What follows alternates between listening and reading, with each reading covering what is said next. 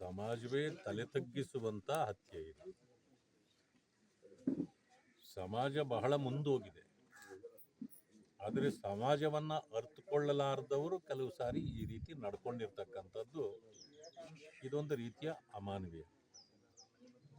ವಿಶೇಷವಾಗಿ ಒಂದು ಮಾತನ್ನು ನಾನು ಹೇಳೋದಾದ್ರೆ, ಬುದ್ಧ ಬಸವ ಅಂಬೇಡ್ಕರ್ ರವರನ್ನ ಪಾಲಿಸ್ತಕ್ಕಂಥವ್ರು ನಾವು.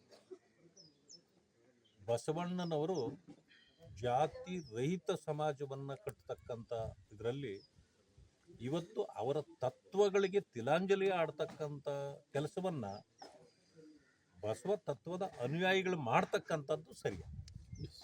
ಇಷ್ಟೇ ಹೇಳಲಿಕ್ಕೆ ಬಯಸ್ತೇನೆ. ಈಗ ಮಾನ್ಯಳಿಗೆ ನ್ಯಾಯ ಸಿಗಬೇಕು, ಈ ಕುಟುಂಬಗಳಿಗೆ ರಕ್ಷಣೆ ಸಿಗಬೇಕು. ಅದರ ವಿಚಾರದಲ್ಲಿ ಸರ್ಕಾರದೊಟ್ಟಿಗೆ ನಾವು ಕೂಡ ಮಾತಾಡ್ತೇವೆ, ಅವರಿಗೆ ರಕ್ಷಣೆ ಕೊಡುವ ಕೆಲಸವನ್ನು ಮಾಡ್ತೀವಿ. ಸರ್, ಬಿಲ್ ಬಗ್ಗೆ ಏನಿದೆ ಸರ್?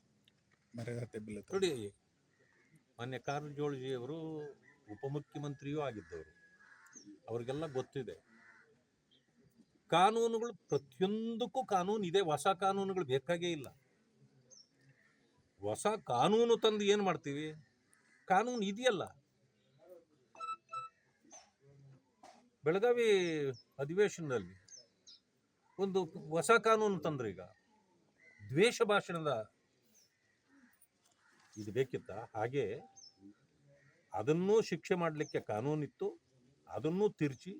ಇದು ಸಮಯ ಹರಣವೇ ಹೊರತು ಇದು ನಿಜವಾದ ನ್ಯಾಯ ಕೊಡ್ತಕ್ಕಂಥದ್ದಲ್ಲ. ಅದಕ್ಕೆ ಶೀಘ್ರಗತಿಯಲ್ಲಿ ಇವರಿಗೆ ನ್ಯಾಯ ಕೊಡಿಸ್ತಕ್ಕಂಥ ಕೆಲಸವನ್ನು ಸರ್ಕಾರ ಮಾಡಿದರೆ ನಾವು ಖುಷಿ ಪಡ್ತೇವೆ.